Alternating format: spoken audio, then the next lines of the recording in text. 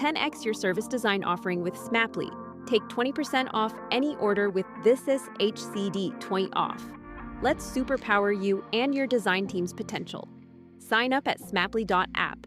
Enjoy the episode from your friends at Smaply, helping support This Is HCD podcast.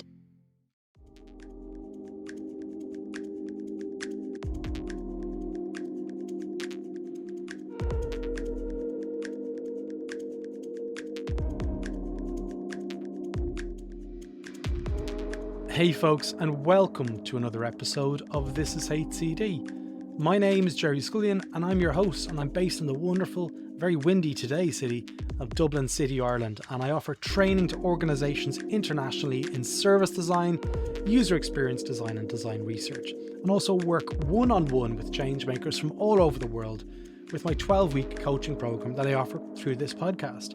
So if you're listening to this episode and like This Is HCD, then I reckon my programme might be something that you're interested in.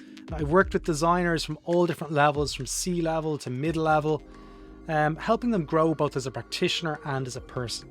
So for more information, see the website and schedule a free chemistry call with me. And if anything, it'd be just so cool to connect and get to speak with you. Check the link in the show notes or the description if you're watching this on our YouTube channel. Now, in this episode, I chat with someone who's really special. I chat with Suzanne Hanway, an occupational therapist in Dublin, in Howth in Dublin for anyone who's in Ireland, who works with children who identify as neurodiverse. Now, we met through one of my own children who gets support from her to help my child regulate better. And sitting in on part of these sessions, it always blows my mind. Why exactly? Well, each session is led by the child specifically. It's facilitation mastery, and I really love observing and understanding the science behind the why. So in one of the many conversations that I had with Suzanne over the years, I asked her about the service requirements for children in the present world, so children who are in school at the moment. What does this look like? What's available to those children and the parents currently out there in the world at the moment? And what can we learn from this? Also, what does the future hold when the current generation starts to enter the workforce? What are the things we need to think about? We chat openly about the generations of people who are now in the workforce and what we can do as change makers to better support them. Suzanne is an absolutely incredible practitioner. I mean that from the bottom of my heart, and a wonderful person to boot. And I'm so excited to share this conversation with you. Let's jump straight in. Look, Suzanne Hanway, I'm delighted to have you on the podcast. I've been asking you to come on this podcast. I was saying to my wife today, nearly a year. I was like, please, Suzanne, come on, please. I'm very busy, which is a good sign.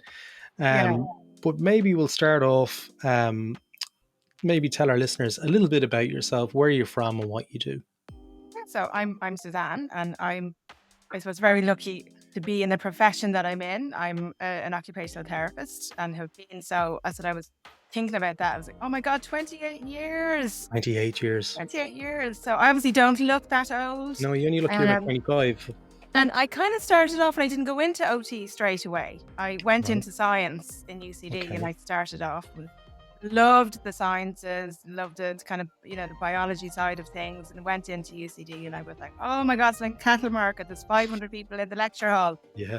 I'm not really understanding this. I don't understand that. And I'm not getting that connect, And I think that connect has been a hallmark of my career and where I've gone. So anyhow, I switched and applied for OT in Trinity. Well, first of all, I kind of went and visited a couple of places.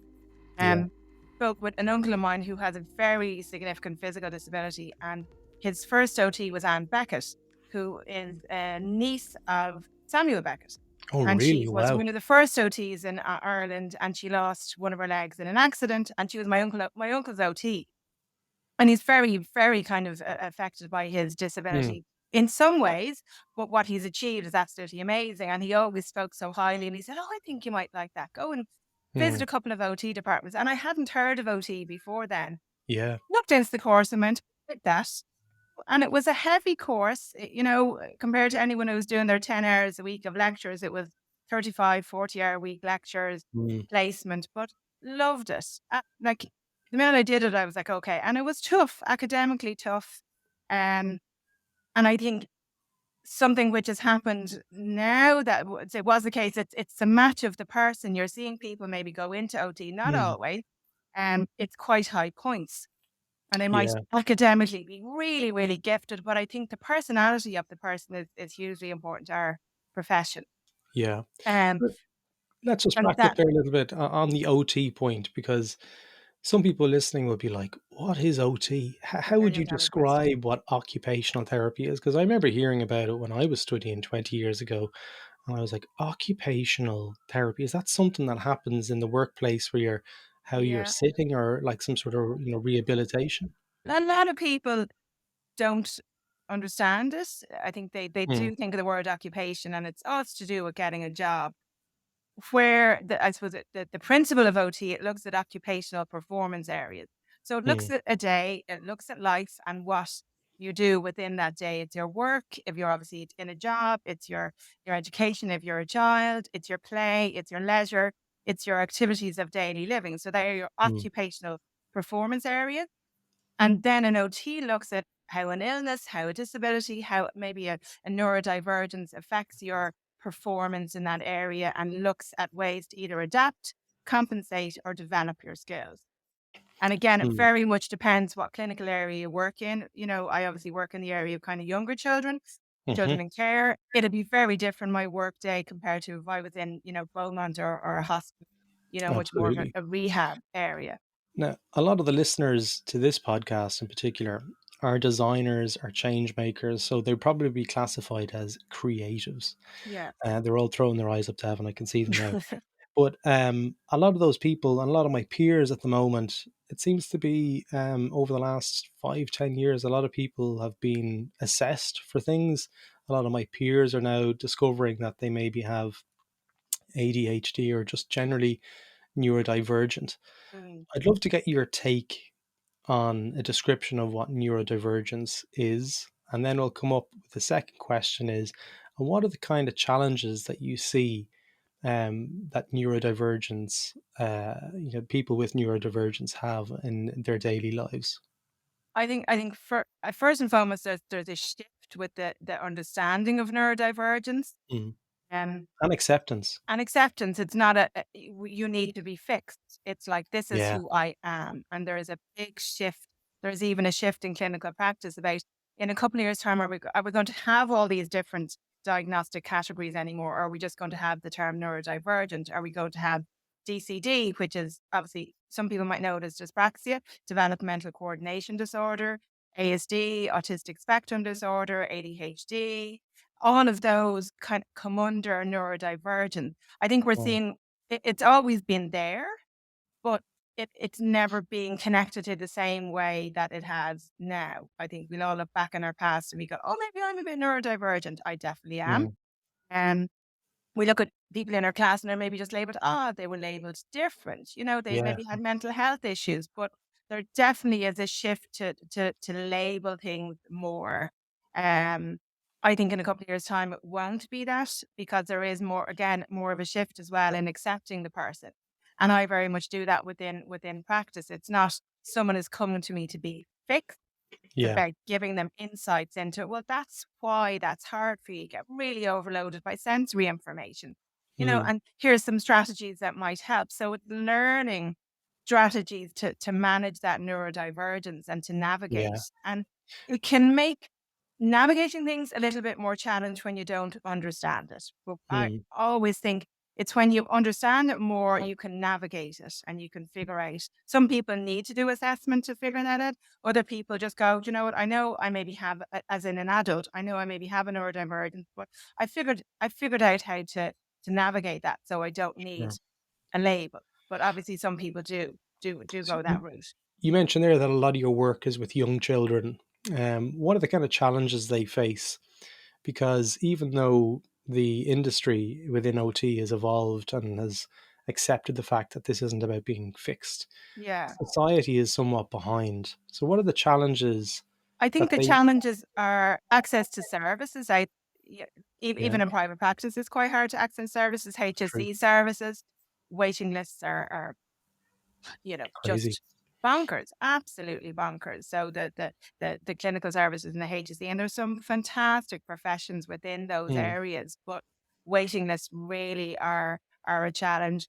I think schools can be a challenge. The more people that can tune into the person's individuality, yeah, and I absolutely appreciate teachers of a class of 30 odd kids and they can't always make it. yeah, But if they hold that neurodivergence in their head relating to all the kids, mm, that can be really good. So I know for me, I get better outcomes in the work I do when I get that really good connection with the parent and I yeah, get a really good connection with the school and the parent get that connection with the child. sure. And really outcomes in intervention are stratospherically different. It's the ones where I'm seeing that, oh, we haven't got the school on board, or maybe mum and dad aren't as tuned into where, their child Mm, is at. That really does affect outcome. yeah, So as an I can OT, I very imagine. much try and coach and empower parents in schools to get that connection because it's really, really powerful. And any of the research that's coming out now said, Mm, getting that connection first and foremost really influence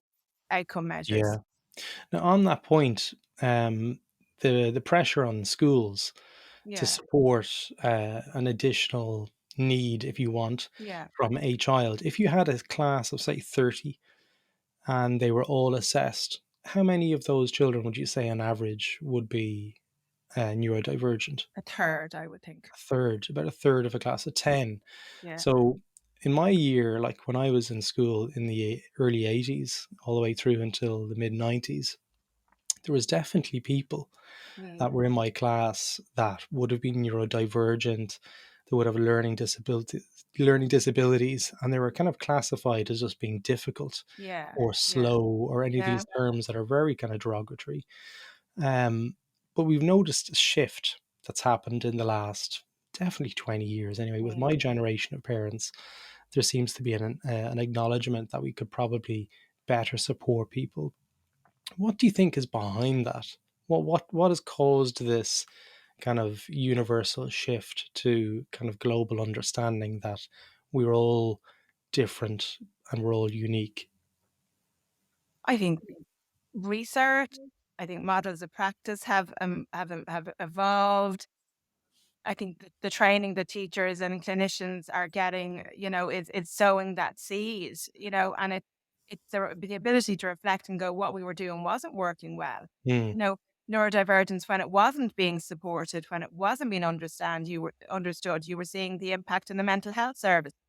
And there's yeah, so, I look back to my own, clinical placements within my training and some of my earlier work, and you saw people who had very significant mental health difficulties, and it's because their neurodivergence wasn't yeah, understood.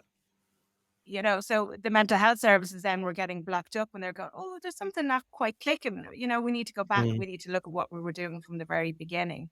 So I think it's a More of a shift. holistic approach and more of a correlation. You could see, well, this generation were relatively unsupported and it's having an Yeah. effect in the health services later on in life. Hugely so. And like you would Yeah, see, like even in the prison system, there would be definitely kind of people who would have been maybe on the spectrum who it wasn't picked up and their social difficulties yeah, then were misinterpreted as, oh god, and they were very, very socially maybe vulnerable and they ended up in situations. So definitely research would show that there are people in the prison system who haven't been diagnosed. yeah, So I think there is a plus for diagnosis in very many cases. mm, So being able to kind of understand, say, okay, let's look behind a behavior. And I think that's a key thing that I sure, look at in practice and yeah, get parents in schools. Don't just look at the behavior.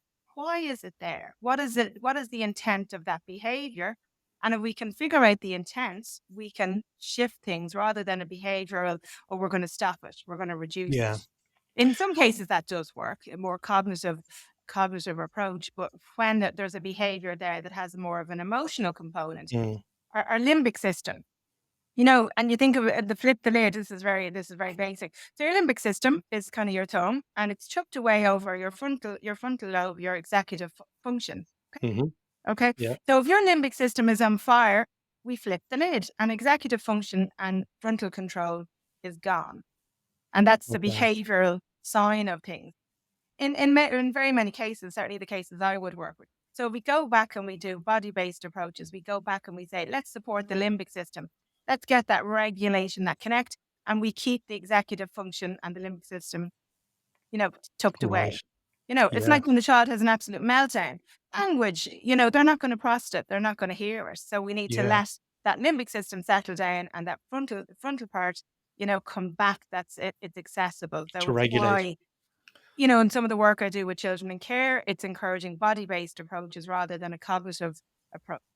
Okay. Which is like one of the questions that I had for you, like with occupational therapy, the help that you can provide to children.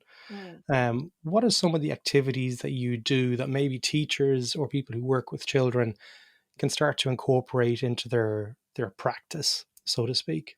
Yeah, movements. Like movement is absolutely so Mm. powerful. You look at maybe a model like Finland where children get movement every 15 minutes. How So do they do this? Like, let's stop on this one a second, yeah, because like if you look at a classroom, but it there's could be 30 just even at the desk. It could be let's everyone stand up and shake your hands. boxing each other. Yeah, it has to be, and this is where I try and work with teachers and say it doesn't have to be that you're going into the PE hall. It doesn't have to be that you leave the class. Yeah. You can have those really quick and easy, shifts and movements then allow the brain to be accessible for learning. So you think of it like filling your cup up. The Yeah. cup will fill up, and if the child's cup is full, pouring stuff in, it just overflows. So movement sometimes can allow that cup to empty a little bit and for there to be capacity for connection and learning. So really simple, quick movement breaks, even before like a handwriting activity could be everyone shakes their hand out, shake them up, shake them down, stretch them out. Hmm. Really, really simple things. And teachers that buy into that and see it as a support for the curriculum definitely have better outcomes of engagement for all the kids, not just kids that are neurodivergent. Yeah, it's Like crazy. this, even I have to say for me, like I'm sitting with you now and I'm really focused on the screen. I know by the time I'm finished, I need movement. Yeah, I need some movement before I go on to something else something because I've else. really had to focus. I've had to tune everything out to, Yeah. to engage. So I think teachers can do that. Um, Bilateral movement, so movement that involves two sides of your body. There's a huge amount of research around how that it supports executive functioning, Hmm. impacts on processing speed, impacts on literacy and numeracy. So having movement that has that bilateral. So it's Hmm. using the two sides of your body and crossing over with the So two what would that sides. look like if you're to give us an example? I know you've got so many amazing methods. Haven't Yeah. seen you in action. What does that look like in terms of methods? Because we're talking about stuff here that you can apply for children, but it applies to adults as well. Like I train an awful lot of adults, and I do incorporate some sort of games and Mm, activities and movement. Probably not enough though, based on what you're mm. telling me here. Like like if we're doing a 6 hour workshop and we're splitting it into segments, there's probably enough opportunity there for all of us change makers to weave some of this thinking into our practice. Oh, hugely so. So, like a quick and easy thing could be everyone stands up and there's a thing called a cross call where you get your right hand to touch your left knee, you get your left hand to touch your right knee. So you're Nice. crossing over that midline, so You you're do the hokey engaging. pokey and turn around. Yeah, do that. That's what That's it's all about, that kind of like stuff. jumping jacks, even something simple like jumping jacks. Yeah. That you're using and you watch in a classroom kids doing jumping jacks and you'll go, oh, and you'll see the difficulty some Yeah. kids have and some adults have with that bilateral, but there is great power in bilateral based movements, and as opposed to, there's a misconception sometimes that, oh, a game of football can be someone's absolute nightmare. Yeah. For a child who gets really overloaded by sensory information, for, a child that struggles in maybe in those big noisy groups, a child who Mm. doesn't have the coordination, the quick postural control, it's an absolute nightmare for them. And it sends them back to class really dysregulated. So it's knowing what movements will regulate, as in kind of keep you in that nice kind of zone, or what Sure. movements can dysregulate and send you up that you go back into class and you're going, oh, I can't focus on my math and my Irish, Was most of us in school in the Yeah. 90s. Yeah, so Uh, so I think it's teachers again. I'm a great believer in coaching and empowering people with the knowledge. And when they have the knowledge, I've done work with teachers. They'll go, "Oh, I feel so bad now. I was stopping a child swinging on their chair. Now I know that they just weren't getting enough movement opportunities in the classroom. I'm going to go yeah. back and try and do that before a really demanding cognitive task." Hmm. One of the pieces that I really came to respect was the OT's kind of collaborative nature of wanting to incorporate their learnings with the other disciplines like teachers, the medical professions. Mm, But there seems to be a lack of opportunity there, like a system to feed into it. Like it's very broken in those kind of mm, channels. mm, So the evidence that you have based on scientific research for a parent to go back to the school or the medical profession, like a doctor and stuff, they're required to be the proxy between mm. all three or four of them. What do you think the future looks like for government services that are more holistic and being able to document and share so you all kind of access the same repository of information? I think it's challenging. I think Yeah. we still have a Data long challenging as well, probably. Yeah, I think we still have a long way to go. I think it's setting the structures and the standards in place and not Hmm. just kind of keeping it too loose and allowing every school to operate. And obviously they do have standards, and that, they're all doing amazingly, but it's to kind of say, okay, you need to pull these people in.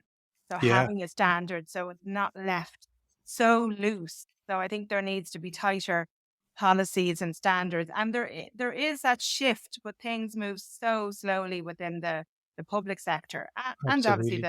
the private sector as well. I think it's getting in it from a training point of view. So in teacher training, training of medics, training of all Mm, the professions that you need in that team, that everyone is on the same page and understands that profession, because we don't always understand the yeah. framework, and we need to respect that profession and how we can connect and engage the Mm, best. So I think it starts from the really early the training and yeah. having that framework in place. So if a teacher goes into a school, they know, okay, these are some of the things that I might need to look out for. And it is happening, but it Mm, needs to be certainly upped.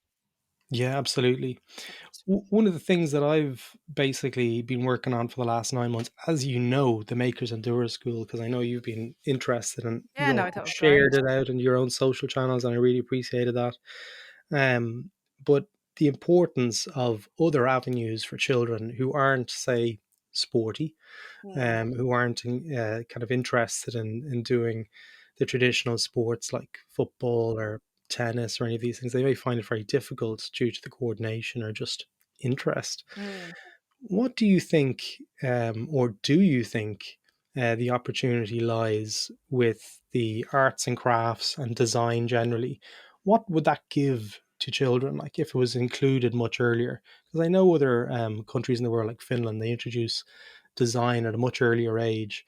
What's the effect on the brain, at the younger brain, by weaving this kind of thinking into it? Oh, I think it has massive, massive positive impacts. The construction part of our brain is it being fired up, and the ability to Mm, develop what we call our praxis skills through play, design, creative activities, and everyone needs to be able to have strong praxis.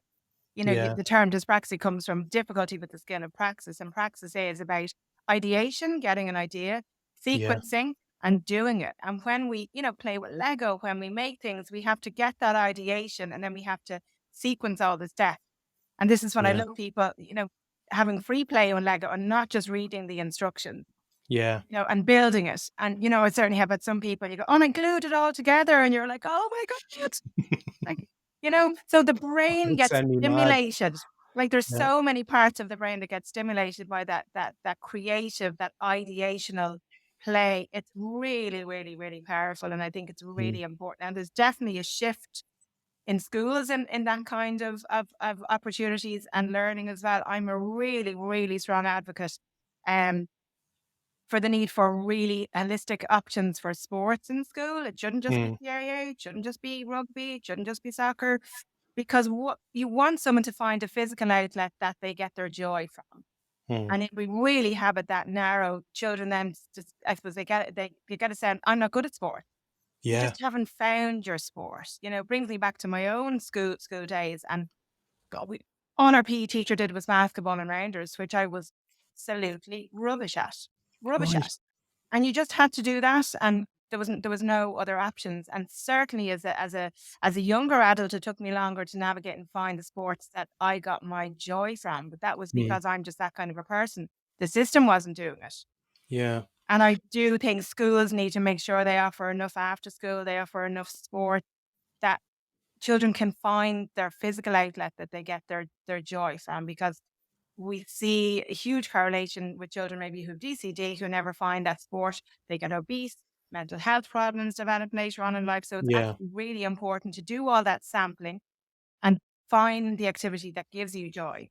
So it's not really about an alternative then, is what I'm hearing. Like if you like sport, great, you've got lots of opportunities. If you don't like sport, don't give up on it. Find a sport Yeah. that the child does like. But there is an alternate. It needs to be I think you need to complementary do for all both. children. I think you need to do both. You need to do the creative medium and you need to do the sports Yeah, medium. I think they yeah. shouldn't be neglected. That's really interesting because a lot of the parents that I spoke to, and I was kind of like prototyping makers and doers, they were like, "Oh, this is great! It gives them an alternative to not having to go and do the football on on the Sundays or the Saturdays, whatever days." And I was like, "Yeah," but it still didn't really sit right with me. And it's really refreshing for me to hear that you're saying that it should be complementary. It's not just an exclusionary exercise. And maybe that occupies more of their leisure time, the creative, True. that's okay. And the same way someone maybe the sports, occupies more of their time, but it's to get the mix Yeah. of the two of them is important. And can be hard for some children to find that, Sure. Yeah. Yeah, absolutely. Especially in a crowded space, like when you go out on a Saturday morning in your car to drop your kid to a sporting event, you just see how many sporting events have just popped up in the last 10 years.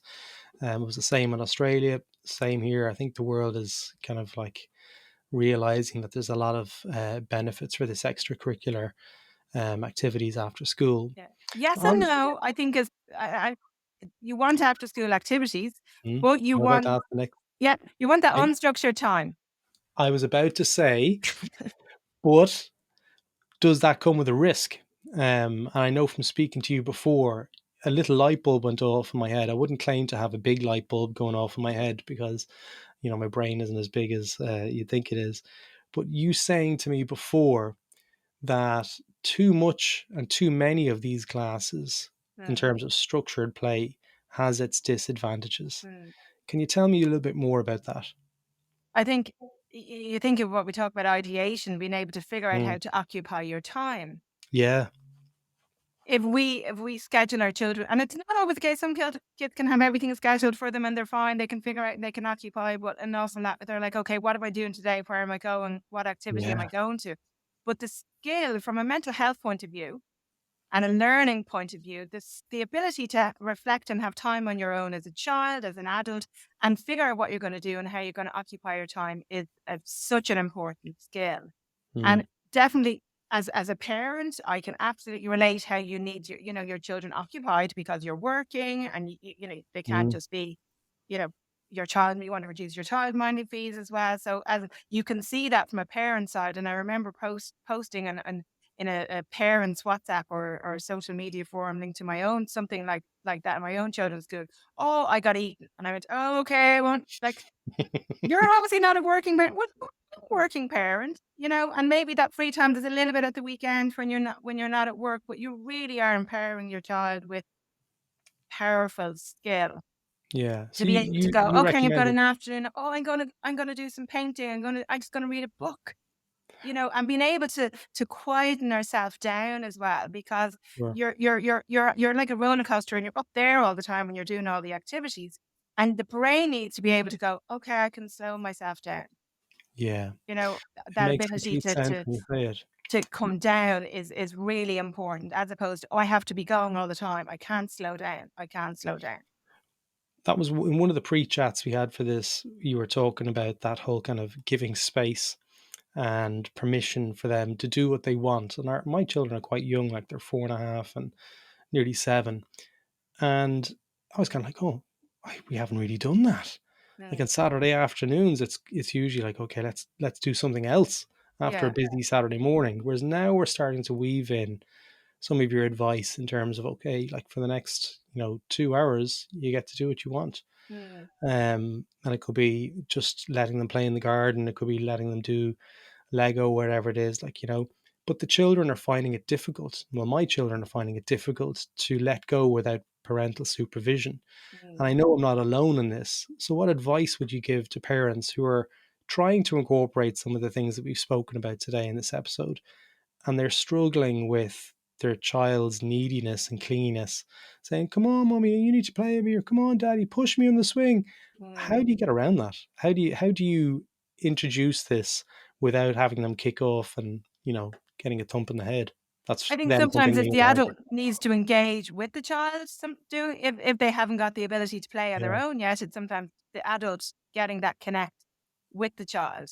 Mm, And getting the child then in that zone where they're nice and regulated and they haven't got attachments and regulation. There's a concept in a framework called sensory attachment intervention by an OT called Aileen Brannock, who's absolutely amazing. mm, And she developed this model around sensory attachment for children who've had adverse childhood experiences. sure. And one of the things she's really strong at is the activity that you have shared joy and pleasure. So it's the adult and the child finding something that they can connect and they both can have that shared joy and pleasure with. And with that comes connection, comes regulation. And then when the Mm. child is connected and regulated, then they're able to go off a little bit on their own. Okay. So it's also grading and going, okay, well, maybe they're not able for the 2 hours. Maybe it's just a half an hour. Maybe it's only 10 minutes. So it's Build it up. building. Build it It's up. it's building it up. So it's setting the targets right. Yeah. And as a clinician, you have to reflect on that. As a parent, I think you have to, because you can set the bar so high. We're setting ourselves Oh, as parents up for failure. You're setting yeah. yourself as a professional. Oh God, now that was, it's like someone saying to me, "You're going to have a 6-pack by the end of the week." Like, that's not Am achievable.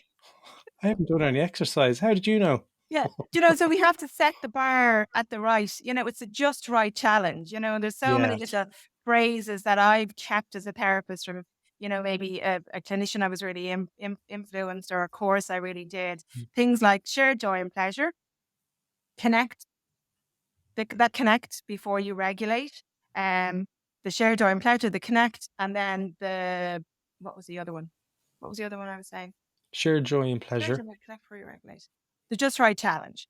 The just right The challenge. just right challenge, because you can set, like, I could have a session for a child set up with all my goals and Hmm. all my ideas and all my challenges, and the child could come into the room and I go, do you know what, they've had a difficult transition, they're not really in the zone of sitting down and doing this activity.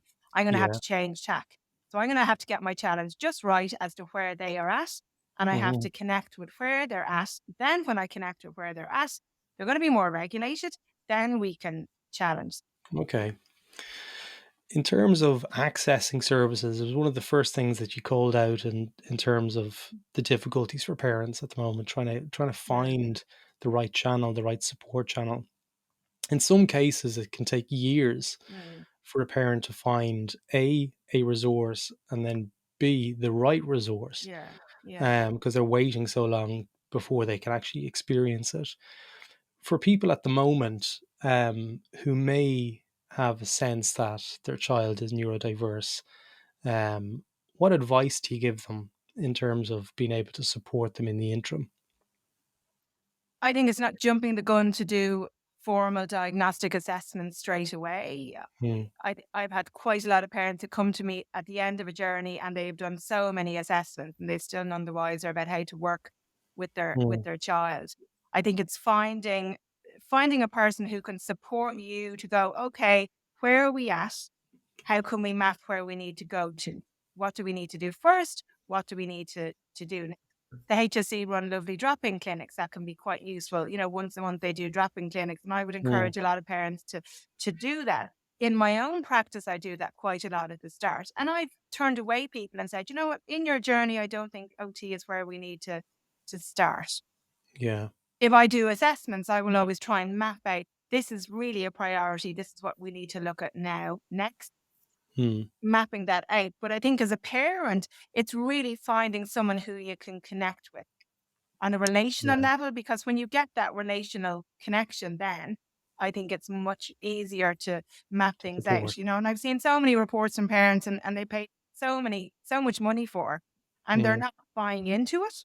Yeah, But they felt because this person had all these letters after the name, you know, or they so many years of experience that, this person must be right. Not always, not yeah, always. You know, there are some cases that it can be very hard to figure out that diagnosis, and it needs a sure. very skilled team of clinicians as well. Yeah. But I think it's not writing off the HSC. There's some, you know, some No, nice no. things going on within the different areas, drop-in clinics, you know, for OT, for psychology, and their chat. And Yeah, they can be good starting places. So to link with someone within either the HSC, you know, if your GP is really good, if you have a mm, private therapist in it, and I just want to brainstorm and I don't know where to go. And I sure. would do that a lot in practice. And it really shifted how I Mm. provide services to families. One of the things that I wanted to kind of start wrapping up the conversation on is the proliferation of Instagram. A lot of Mm, parents, myself included, use it, and there's a lot of mums advice out there that maybe have parent or have children who are neurodivergent, mm. and they're offering advice. How do you see that playing out? About social media, Mm, definitely mixed about, and there's some wonderful Instagram accounts, and then there's some that I think they're quite fake, they're quite false. It's about how it looks. mm, I know myself. I share a little bit of my social media, not a huge amount.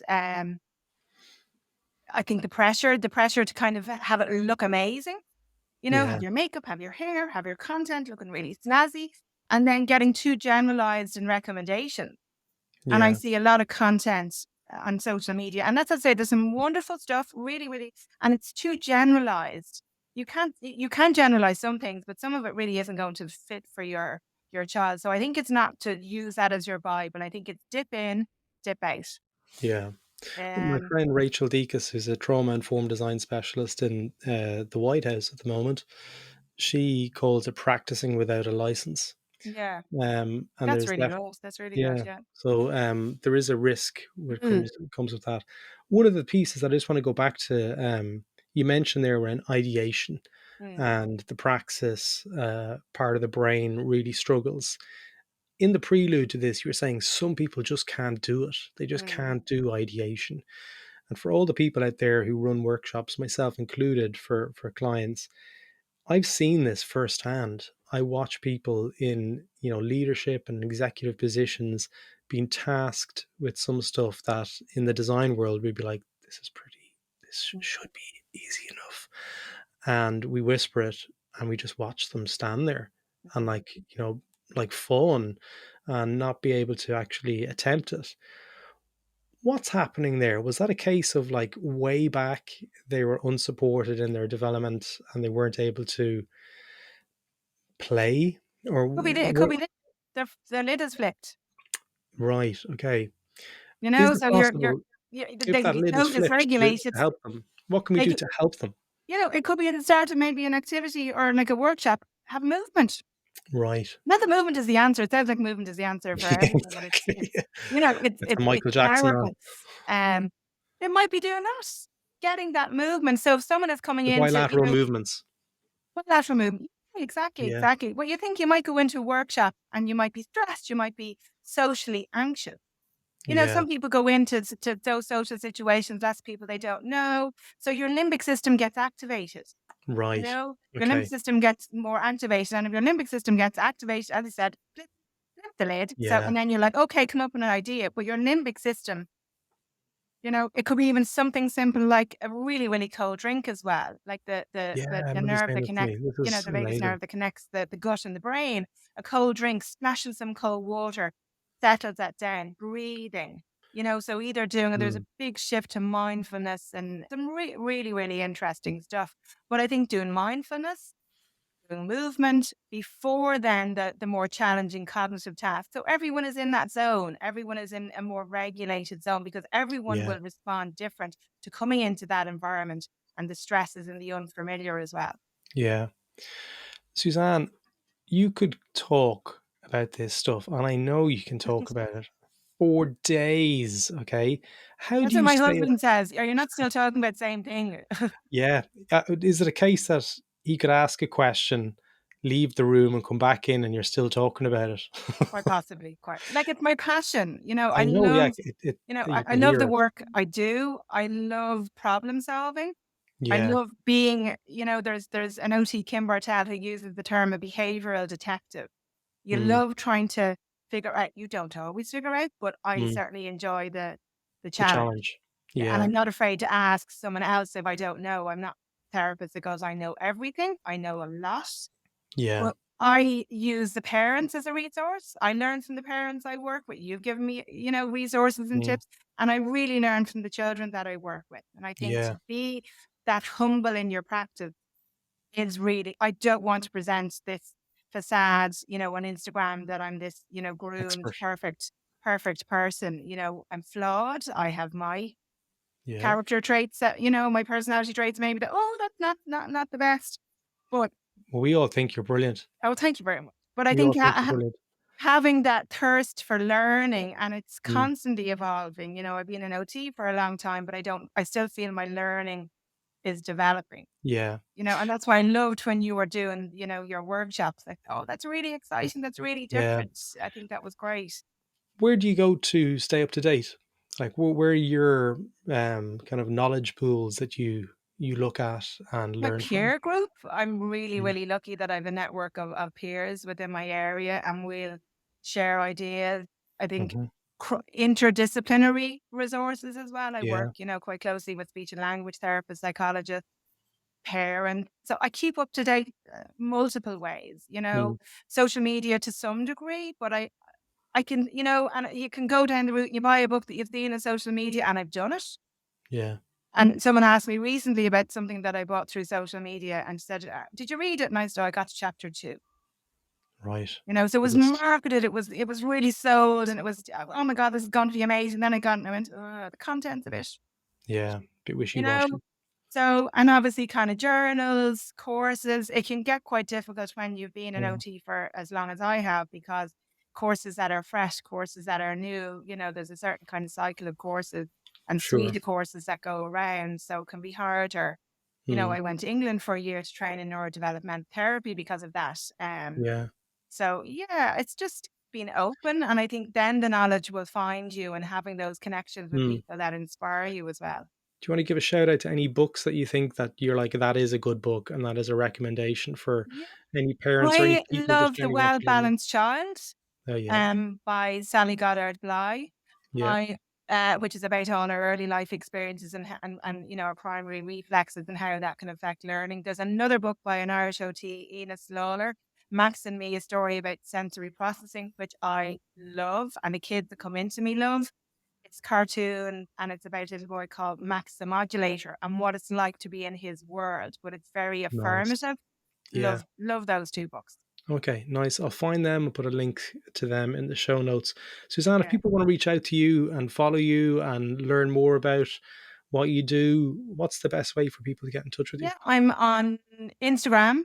Yeah, I think I didn't change my handle. I used to do a group called Master Movers.